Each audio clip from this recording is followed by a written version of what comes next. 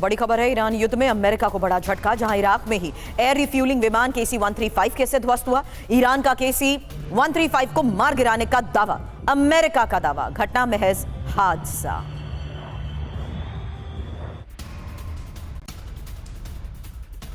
और KC-135 पर CENTCOM का बयान आ गया है। घटना के वक्त 2 विमान शामिल थे। एक विमान की सुरक्षित लैंडिंग करा ली गई है, दूसरा विमान पश्चिमी इराक में क्रैश हो गया है, दुर्घटनाग्रस्त हो गया है। यानी एक विमान गिरा है, इसकी जानकारी अमेरिका की तरफ से भी दी गई है। माना गया है कि दूसरे विमान को तो सुरक्षित उतार लिया गया, लेकिन पहला विमान क्रैश हो गया पश्चिमी इराक में।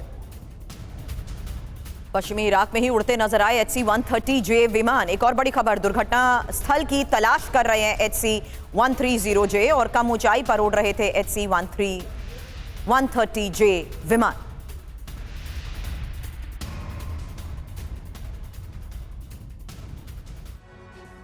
तो देखिए, अमेरिका के लिए आज कई बड़े झटके देने वाली खबरें सामने आ रही हैं। एक तरफ USS अब्राहम लिंकन को ईरान की नेवी ने, IRGC ने हिट किया है। कुछ तस्वीरें जारी करके ईरानी नेवी की तरफ से यह दावा किया गया है। और दूसरी तरफ अब तक ऑपरेशन एपिक फ्यूरी में टोटल 4 विमान बर्बाद हो चुके हैं, तबाह हो चुके हैं अमेरिका के। अमेरिकी KC-135 विमान हादसा या हमला, यह सवाल है। अमेरिका ने देखिए दावा क्या किया है, पश्चिमी इराक में हादसे का शिकार हुआ है। ये एक्सीडेंट मान रहा है इसे अमेरिका। ईरान का दावा है कि ड्रोन के जरिए हमने अमेरिकी विमान को निशाना बनाया है और तब यह क्रैश हुआ है। मौजूदा स्थिति की बात की जाए तो मलबे की तलाश की जा रही है, पता लगाने की कोशिश की जा रही है कि सच क्या है, लेकिन सच भी सबके अपने अपने होंगे।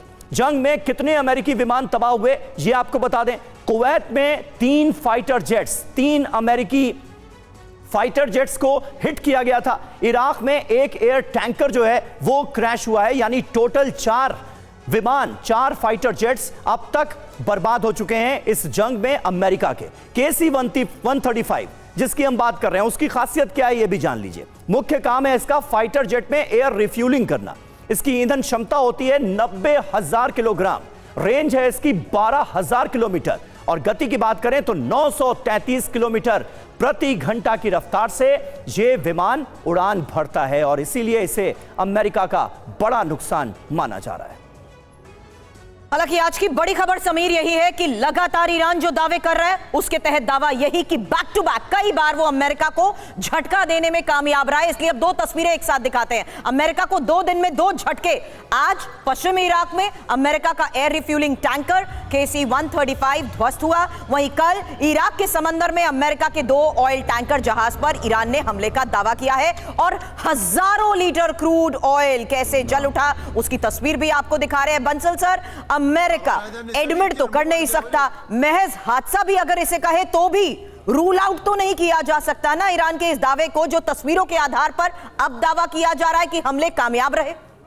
बिल्कुल ठीक कहा आपने, हमले कामयाब हुए, ये बिल्कुल ठीक है, क्योंकि ईरान जो है लगातार हमले करता जा रहा है। और सबसे बड़ी बात यह है कि ईरान और के ऊपर में इजराइल और अमेरिका के हमले होने के बाद भी जो उनकी मिसाइल क्षमता है, जो ड्रोन क्षमता है, उसको कम नहीं हुआ जा रहा। दूसरी बात मैं ये कहना चाहूँगा कि भले ही अभी कुछ देर पहले आया था कि और B-2 बॉम्बर वहाँ भेज रहे हैं और जिसकी कैपेसिटी बहुत ज़्यादा है, लेकिन प्रॉब्लम तो ये है कि जो ईरान के अंदर में बंकर के अंदर अंडरग्राउंड जो सुरंग हैं उनके अंदर जो मिसाइल रखी हैं उनको पूरी तरह से इजराइल या अमेरिका लोकेट नहीं कर पा रहे। हालांकि ये ईरान के जो बाकी सिटी हैं या तेहरान ले लीजिए, उन पर अपना अटैक कर रहे हैं, पुलिस चौकी पर कर रहे हैं, तो उससे कोई खास इतना विशेष फ़ायदा नहीं होने वाला जब तक कि जो ईरान की मारक क्षमता है, जो उनकी मिसाइल्स हैं या जो उनके ड्रोन हैं, उनको ख़त्म नहीं किया जाए तो इजराइल के ऊपर में और अमेरिका के जो बेसिस हैं उन पे ईरान अटैक करता रहेगा। ये एक चलता रहेगा। और ये बिल्कुल कह दिया, जो होर्मुज के अंदर में उन्होंने अभी जो है माइंस भी डाल दी हैं, जो एंटीशिप मिसाइल्स माइंस हैं वो बिछा दी हैं। तो इस प्रकार से जो बिल्कुल ये बोल दिया गया है कि हम उसको, हालांकि अमेरिका ने धमकी दी है कि आप उसको खाली करिए। और पता ये भी है कि जो माइन लेइंग कुछ उनकी वेसल्स हैं, करीब 13 वेसल्स को अमेरिका ने ध्वस्त भी कर दिया है। लेकिन और ईरान के पास करीब 200 इस तरह सर कि अमेरिका, इजराइल या फिर उसके सहयोगी देशों के जहाजों को हॉर्मुज स्ट्रेट से होकर नहीं गुजरने दिया जाएगा, ये बिल्कुल क्लियर है। लेकिन एक बार फिर मैं आपको इजराइल के तेल अवीव लिए चलूंगा, जहां से मनीष झा हमारे सहयोगी हमारे साथ मौजूद हैं। इस वक्त तेल अवीव से जान पर खेलकर वो रिपोर्टिंग कर रहे हैं, ताजा हालात बयां कर रहे हैं। मनीष, जरा बताइए, आप जब तेल अवीव पहुंचे तो इस बार क्या बदला नजर आया? क्योंकि तमाम हमलों की तस्वीरें, खबरें लगातार यहां सामने आ रही है और जो कि हम अपने दर्शकों के सामने भी रख रहे हैं। तेल अवीव में अच्छा खासा नुकसान हुआ है, यह पता चल रहा है। आपने अपनी आंखों से क्या देखा? दोस्त, don't do that, otherwise I will call police. बिल्कुल समीर, देखिए इसमें कोई दो राय नहीं कि इस वक्त इजराइल को भी इसकी कीमत चुकानी पड़ रही है, जैसा कि आप देख ही रहे होंगे। यही इजराइल में कुछ लोगों की हरकतें भी होती है।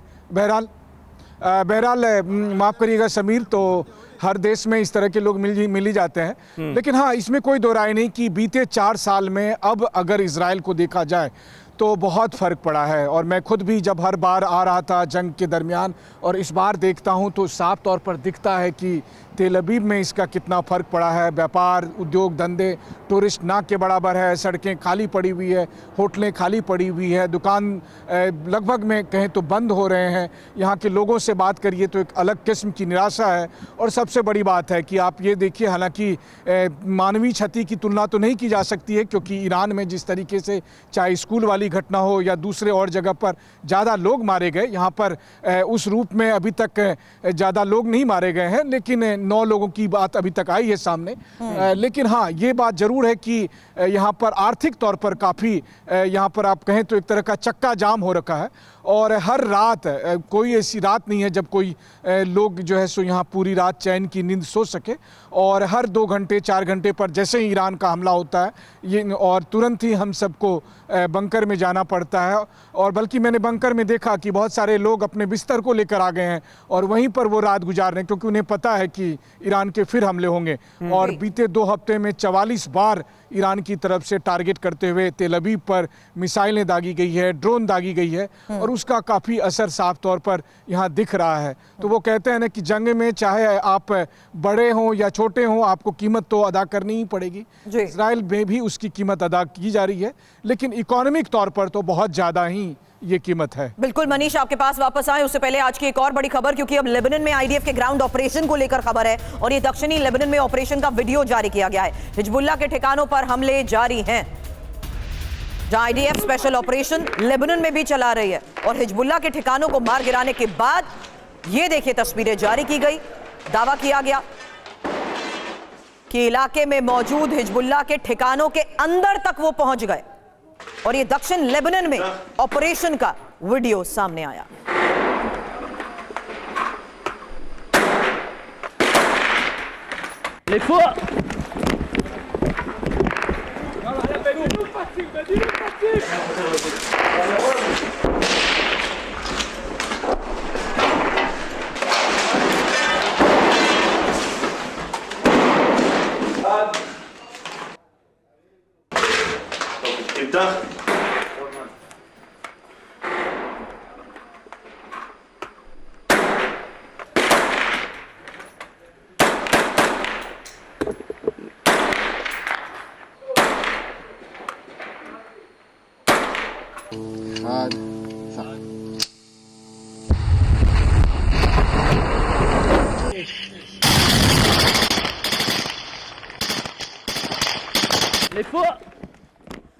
मनीष, ये तस्वीरें आपसे चर्चा के दौरान दिखाना इसलिए भी जरूरी था क्योंकि एक बार फिर से वही सवाल है।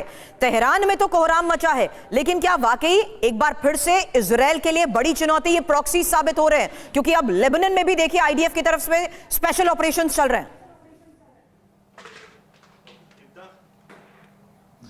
बिल्कुल, देखिए तेहरान में अगर कोहराम मचा है तो तेल अवीव भी अछूता नहीं है। यहाँ पर भी लगातार टारगेट किए जा रहे हैं और 24 घंटे पहले हिजबुल्लाह की तरफ से अब तक का सबसे बड़ा इस जंग में हमला हुआ था, जब करीब 150 मिसाइलों से हिजबुल्लाह ने यहाँ पर अटैक किया था। और यही कहा गया था कि वो ईरान को सपोर्ट करने के लिए हिजबुल्लाह की तरफ से ये हमले किए गए। अब आप सोचिए कि इससे पहले लगातार पिछले 2, 2.5, 3 साल से हिजबुल्लाह पर लगातार अटैक किए जा रहे थे आईडीएफ की तरफ से।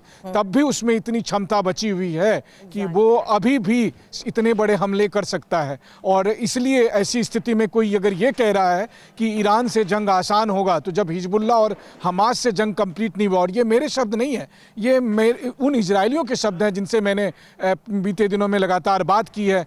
बल्कि मुझे कई लोग कल शाम में बता रहे थे कि जब हमास और हिजबुल्ला को ख़त्म करने में भी इजराइल को कामयाबी नहीं मिली है, तो क्या इजराइल और अमेरिका को किसी भी हालत में ईरान को निस्तनाबूद करने में कामयाबी मिलेगी?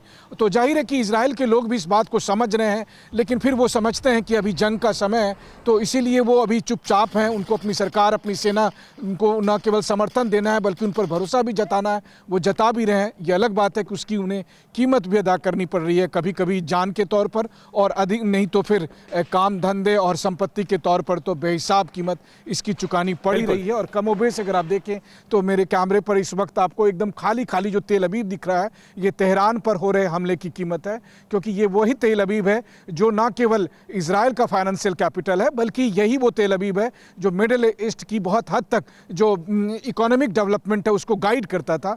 लेकिन आज यहाँ सूना पड़ा है, सन्नाटा पड़ा है, वीरान पड़ा है। जिस तेल अवीव को कभी किसी ने इस तरीके से नहीं देखा था, नहीं समझा था, उस तेल अवीव की ये हालत है। ये अलग बात है कि इस वक्त सुबह का वक्त है, लेकिन दिन में आए, शाम में आए, दोपहर आए, हर वक्त कमोबेश तेल अवीव इसी तरीके से दिखता है, जो दशकों में कभी किसी ने इस तेल अवीव को इस रूप में नहीं देखा था।